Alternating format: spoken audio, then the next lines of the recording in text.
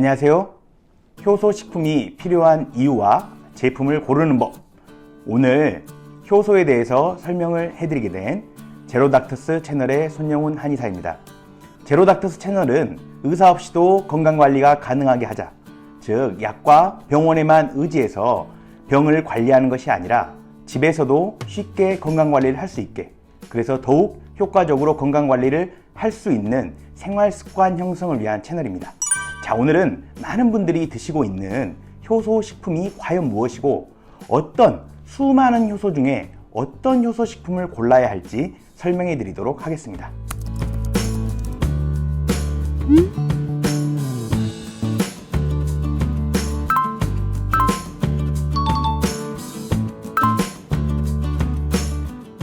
효소식품이란 무엇이고 왜 필요할까요? 자, 인간은 생명활동을 하고 있죠. 지금 제가 말하고 있고 숨쉬고 있고 이런 게 모두 생명활동입니다. 이런 생명활동을 위해서 몸 안에서는 여러 가지 화학적 반응이 일어나는데요. 이러한 몸 안에 여러 화학적 반응이 잘 일어나도록 도와주는 촉매 역할, 여러 화학적 반응이 빠르게 일어나도록 도와주는 그 촉매제, 바로 그것이 효소입니다.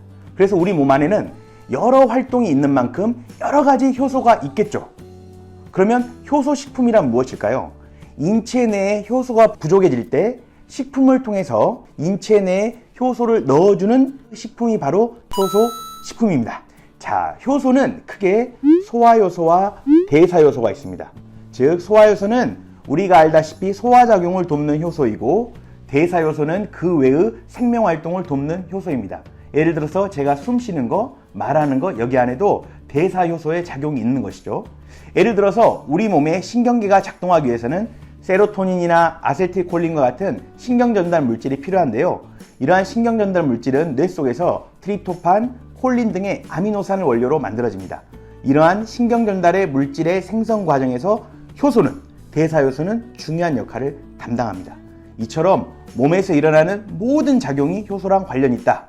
그리고 소화효소가 있고 대사효소가 있고 이렇게 크게 두 가지로 구분된다는 거 기억해 주십시오. 자, 이 중에서도 최근에 유행하는 효소식품은 무엇일까요? 바로 소화효소를 외부에서 넣어주는 것입니다. 자, 현대인에게 소화효소가 그렇다면 꼭 필요한 이유가 무엇일까요? 소화효소는 우리 몸 안에서 만들어지거나 또는 음식이나 효소 제품을 통해서 공급받아야 됩니다. 이렇게 세 가지 방법이 있죠. 그런데 우리는 나이가 들어감에 따라서 생체 내에서 만들어진 이 효소의 양이 급격히 줄어들게 됩니다. 중년이 되면 젊을 때에 비해서 2분의 1밖에 소화효소가 만들어지지 않게 됩니다. 그러면 어떻게 될까요? 소화효소가 부족하니까 소화가 잘 될까요? 안 될까요? 자, 중년이 되면 예전에 비해서 소화가 잘 되지 않음을 느끼게 되죠. 왜? 몸 안에서 만들어지는 소화효소가 절반으로 줄었기 때문이죠. 그래서 중년이 되면 원활한 소화작용을 위해서 외부에서 소화효소를 공급받아야만 합니다. 자, 두 번째로 최근의 음식 생활들이 효소를 공급하기에 적당하지 않다는 것입니다. 효소는 과일과 야채에 풍부하게 있습니다. 그런데 예를 들어 보겠습니다. 파인애플에는 효소가 많습니다. 그런데 가공된 파인애플 캔 안에는 효소가 들어있을까요? 가공을 해버리면 효소가 파괴가 됩니다. 자, 콩에도 효소가 많습니다. 그런데 콩을 삶아버리면 효소가 파괴됩니다. 자, 최근의 음식들을 보게 되면 대부분의 음식들이 열을 가하거나 또는 캔에 담기거나 여러 가지 가공 과정을 거치게 됩니다. 그래서 예전에는 음식 생활만 가지고 자연스럽게 효소를 섭취할 수 있었는데, 최근에 현대화된 음식 생활 속에서는 음식을 통해서 공급받아야 하는데 이 공급받는 양이 줄어들게 되죠.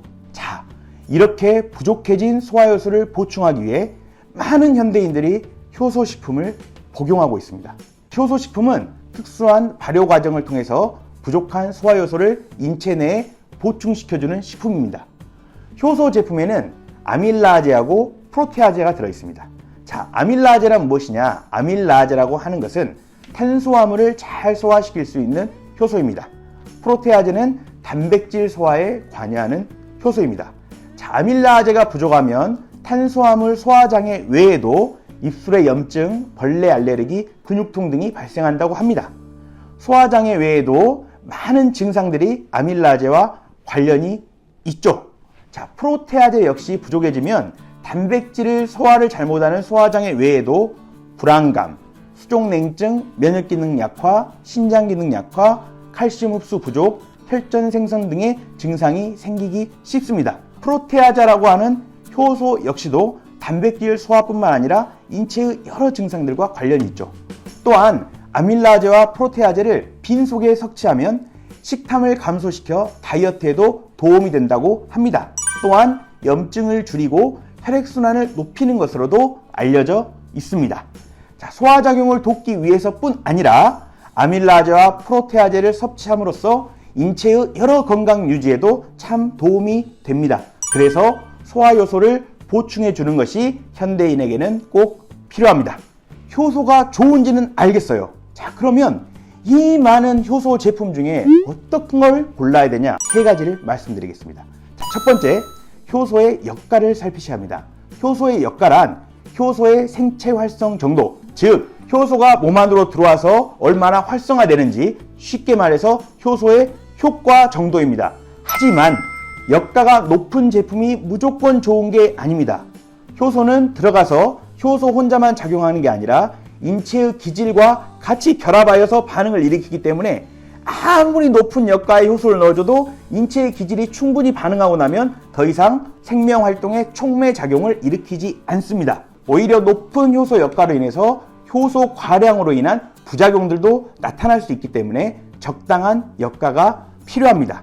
또 역가 수치를 인위적으로 높이기 위해 정제 효소를 넣는 경우도 있으니까 일정 정도의 역가 수치만 넘으면 어차피 기질과 반응해야 되기 때문에 굳이 역가 수치에 집착하지 않으셔도 됩니다. 자, 그렇다면 적합한 효소 제품의 역가 수치는 어느 정도일까요? 저는 개인적으로 30만 유닛 정도를 생각하고 있습니다. 따라서 효소 제품을 고르실 때는 30만 유닛 정도의 효소 제품을 고르시길 추천드립니다. 자, 두 번째로는 제조사를 살피셔야 됩니다. 효소는 열과 가공 과정, 여러 환경에 약하다 그랬죠. 마찬가지로 효소 제품을 만들 때도 열과 주변 환경에 영향을 받아서 효소가 파괴될 수 있기 때문에 효소를 오랫동안 전문적으로 많은 효소를 만들어 온 제조원을 고르셔야 합니다. 이 제조원이 효소를 많이 만들어 온 제조사인지 꼭 확인해 보시길 바랍니다. 세 번째로, 효소가 최근 들어서 인기를 끌면서 액상과당이나 합성 첨가물을 넣어서 맛있게 만들기 위한 효소들이 많습니다. 자, 건강을 위해서 먹는 효소인데 액상과당이나 합성 첨가물이 들어있다면 좋을까요? 이러한 액상과당이나 합성 첨가물은 효소의 활성을 방해할 뿐만 아니라 인체 내에 유해한 미생물을 증가시켜 건강에 나쁜 영향을 끼칩니다. 또한 인슐린 저항성을 높여 각종 대사질환의 원인이 될 수도 있습니다. 따라서 효소를 선택할 때는 맛만 보실 게 아니라 액상과당이나 합성 첨가물이 들어있지 않은지 꼭 살펴보시길 바랍니다. 최근에 제로닥터스에서 제로효소를 출시하였습니다.